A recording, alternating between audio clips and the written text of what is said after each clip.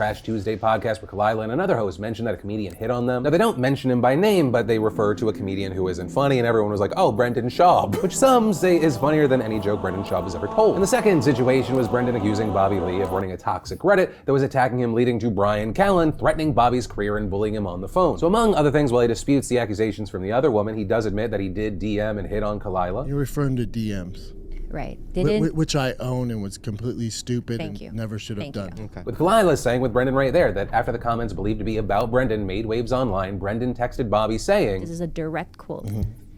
You're finally going after anyone who harasses you online, including comics, that you have spent $500,000 on monster lawyers, and that you have friends in dark places who are gonna get the job done. and adding she saw a post from a gossip site that she felt confirmed that Brendan was taking legal action and claiming that he was threatening to expose her, reveal negative information about her. Saying that it seemed like Brendan was upset about the Trash Tuesday remarks, so then he concocted these random allegations against Bobby to retaliate. Now in response to that, Brendan says that's not the case, and actually there's already been an investigation into potential criminal activity on his subreddit. He also talks about evidence that he can't send them because they can't be in possession of it, but he can show it to them and then they can talk about it, which all sounds kinda weird to a lot of people. But the number of red flags for people going up when Kalila actually says this is not the first time that Brian has done something like this. I also have it on excellent authority that we're not the first people he has threatened that whole Reddit thing about. Brian? He has used that excuse on multiple people. I know you're responsible for Reddit. Brendan at one point also saying, the account had a certified email. The Tiger Belly crew said, we only have 3 emails associated with us. And saying when we contacted Reddit, literally there's no accounts with those emails. But easily my favorite part of this, and I think it gives us potential insight into how the comedian podcast community works, or at least how Brendan Schaub was kind of trying to make it work. Apparently, Brendan threatened to take this situation to his daddy, with Bobby revealing and saying straight to Schaub's face, that you were gonna expose me to Rogan and all these people,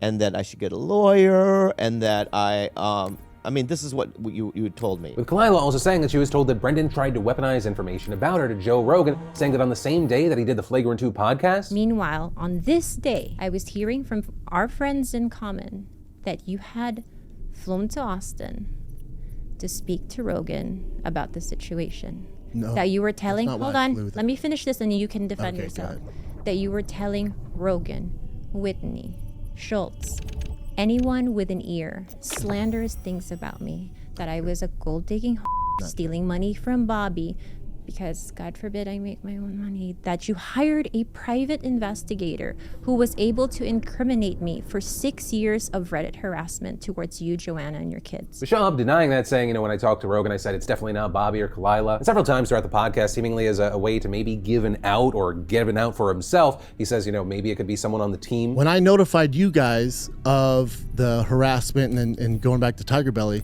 that account stopped posting, took the Tiger Belly email off, and changed it. It's never posted again. But still, my favorite thing that his answer to this was, I'm gonna run to daddy, the comedian podcast daddy. The two also kind of, though it's very loosely said, but some of the blame of why this situation blew up even more was Schultz and Ethan Klein asking about this on their podcast. Bobby saying of the H3 podcast, I'm not one to air my dirty laundry on air, okay? And it was a private matter.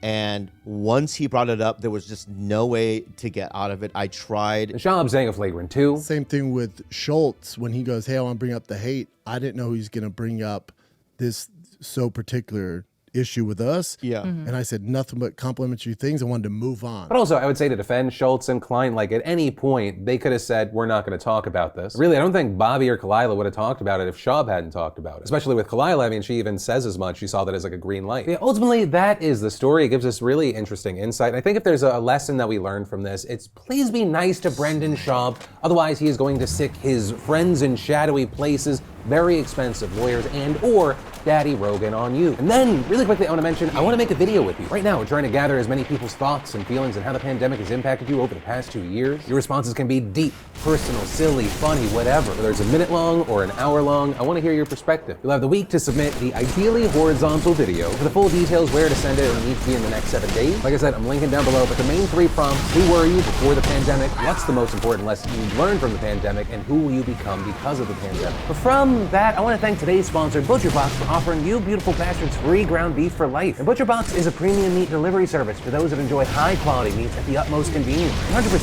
grass-fed, beef, free-range, organic chicken, wild-caught seafood, and pork-raised crate-free at an affordable price. My wife and I have definitely been enjoying our cooking lately, especially as I've been getting back on my health goals, with our go-to being the custom box, so we can choose between the burgers, wild Alaskan salmon, chicken tenders for the boys, but oh my god, I love that salmon. Eating right without compromising flavor, baby. I'm not cool enough to say that sentence, but it's true. ButcherBox does make it easy to customize for your specific lifestyle needs. You can meal prep just for yourself or the whole family from just one box. And the best part is that ButcherBox partners with farmers who meet high-quality standards. The meat is frozen at the peak of freshness and packed in an eco-friendly 100% recyclable box. And during a rare flash sale, new members will receive 2 pounds of grass-fed organic beef in every box for the lifetime of their membership, plus $10 off your first box with the code DeFranco. Yes, you did hear that right. That is free ground beef for life, plus $10 off your first box. So order today at butcherbox.com/DeFranco. And then let's talk about some heroes, some BAMFs, some people that make us think that not everyone is horrible. And that, thanks to this video that's now gone viral out of Boynton Beach, Florida. It takes place in this intersection, traffic's flowing smoothly, and then all of a sudden you see this one black vehicle drifting diagonally across the stoplight. With later turning out that the driver, who we now know is named Lori, was convulsing after a mix of blood pressure pills and fasting before a medical procedure had left her dizzy. But her coworker's in a nearby vehicle, and all they can see is that she's just slumped over the wheel. So you see this brave coworker in leggings leaping out of her own car, rushing down the street, waving her arms frantically at other motorists, who then politely tell the bystander effect to fuck off,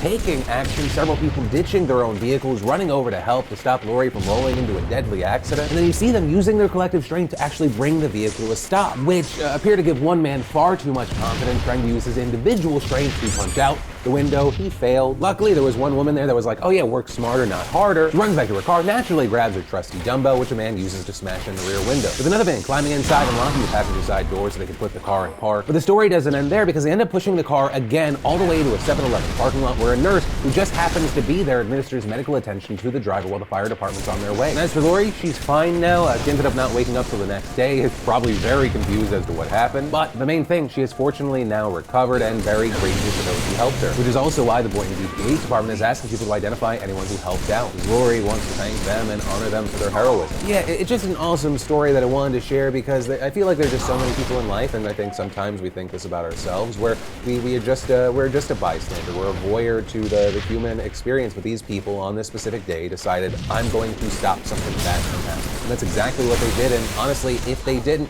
who knows if Lori would still be here. Which is why all these beautiful bastards are BAMFs of the day. And then, if you are a parent or you have infants, siblings, you're probably already intimately familiar with this story. Because right now, the US is experiencing a nationwide shortage of baby formula, to the point that it's just taken over headlines, leaving parents scrambling to find whatever solution they can to feed their newborn, rationing or watering down their existing formula, or even driving hours only to find empty shelves. And for those who aren't, as a parent, I can tell you this story is, I think, equal parts heartbreaking as it is horrifying. This is not just a minor inconvenience. You've got children, especially those with certain medical conditions, who need a minimum amount of formula to stay healthy. With people like this one woman in San Antonio having to ration out the last can of formula in her fridge to her 3-year-old daughter, who suffers from a rare allergic esophageal disorder. She's been calling suppliers all over the state to no avail. And with 56% of formula out of stock in her city as of Tuesday, San Antonio is one of the worst hit places, which is especially bad for the low-income, mostly Latino population there, who don't have health insurance and don't have time to breastfeed with how much time they spend working. And as far as why this is happening, one of the biggest drivers seems to stem from one formula manufacturer in particular,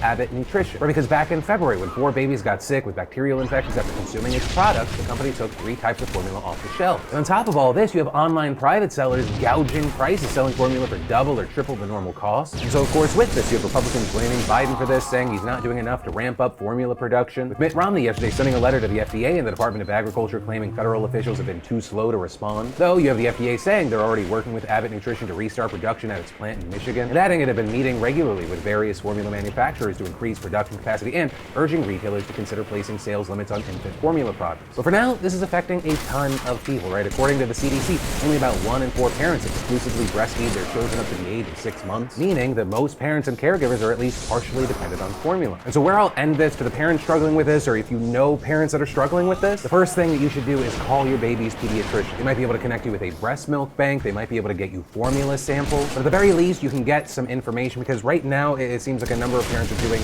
more dangerous things. We're seeing doctors speaking out saying, please do not try and make homemade formula. With, for example, Dr. Katie Lockwood, an attending physician at Children's Hospital of Philadelphia Primary Care, saying regular formula is FDA regulated and held to very high standards, the same way we treat medication, and adding making it at home is a lot riskier. And Dr. Stephen Abrams, a spokesperson for the American Academy of Pediatrics, saying the nutrients in homemade formulas are inadequate in terms of the critical components babies need, especially protein and minerals. So the American Academy of Pediatrics also strongly advising against homemade formulas. As far as some of the reasons why, the New York Times noting that such formulas can contain an excess of minerals or nutrients, like salt, which your baby's developing kidneys or liver may be unable to break down. You can also just accidentally use too much water, which can cause a condition known as water intoxication, which can lead to dangerous complications like seizures in young babies. And that's in addition to contamination risk. You might accidentally introduce bacteria or something else that's dangerous for a baby. Dr. Abrams telling The Times, in a pinch, babies over 6 months with no known allergies can have pasteurized whole milk cow's milk for a brief period of time until parents are able to find formula. Once again, the situations and advice get specific to your child, so the first call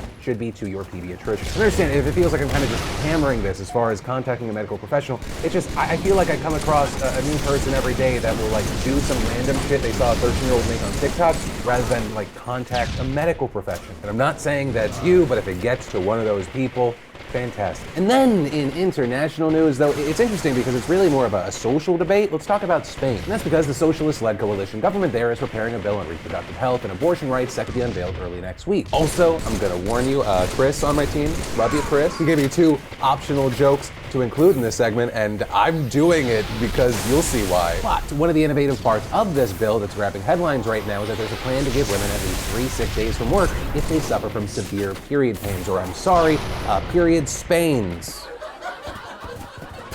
No, Chris. Oh, this next one's better though. Right, but that's big news because that would potentially make Spain the first Western country to approve any kind of menstrual leave, and this bill is expected to pass. Right, and under the proposed law, women could even take as many as 5 days off if they have disabling periods with severe cramps, nausea, dizziness, and vomiting. Sorry, I mean Barcelona. Oh, Chris. Turn the dad pun meter to 12, but I think that's the last one. Here's the thing. As Spain's Secretary of State for Equality explained, we're not talking about a slight discomfort, but about serious symptoms such as diarrhea, severe headaches, fever. And according to the Spanish Gynecological and Obstetric Society, around 1/3 of women who menstruate, they suffer from these kind of symptoms known as dysmenorrhea. And so if you just do the math, right, 3 to 5 days a month, that means 36 to 60 more sick days per year, which even on the low end, that's several times more than most people get in the US. And so as a result, you have some critics arguing that this could result in employers discriminating against women during the hiring process, potentially harming the very people it's meant to help, though the government denies that this would lead to any such stigma. And here's the thing, while this may be alien to you or I, right, it's pretty groundbreaking in the West. Upon looking into it, there are other countries like Japan, Taiwan, Indonesia, South Korea, and Zambia that have some form of menstrual leave as well. Also, there's another big measure in the Spanish legislation that would allow women over the age of 16 to get abortions without the permission of a parent or guardian, doing away with a 2015 law passed by conservatives that imposes the parental consent requirement on girls aged 16 and 17. But still, many women struggle there to find abortion services nearby, so the new law also guarantees that all public hospitals offer free abortions. Though, at the same time, throwing a bone to pro-birthers, it does create an official register allowing medical staff who object to abortion to opt out of involvement in it. Additionally, there are other parts of the bill removing the VAT tax on female hygiene products and makes pads and tampons available for free in schools and education centers. Plus, that's right, it's not over. The public health system there would dish out free hormonal contraceptives, including the morning after pill as part of a sex education program. And kind of the cherry on top, the bill extends paid leave for childbirth from 36 weeks up to the moment of birth, giving women 4 extra weeks paid. But unfortunately, the one thing not included in this legislation are free plane tickets from the United States to Spain, since our country is going back 5 fucking decades. But the question I'll pass off to you, it doesn't have to do with the abortion stuff. We've talked about that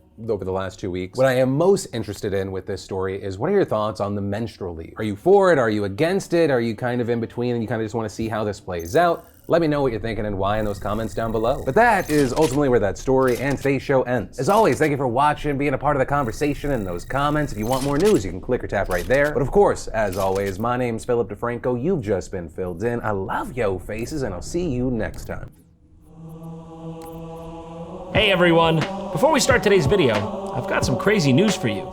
This month, Raid Shadow Legends is turning 3 years old! Can you believe that?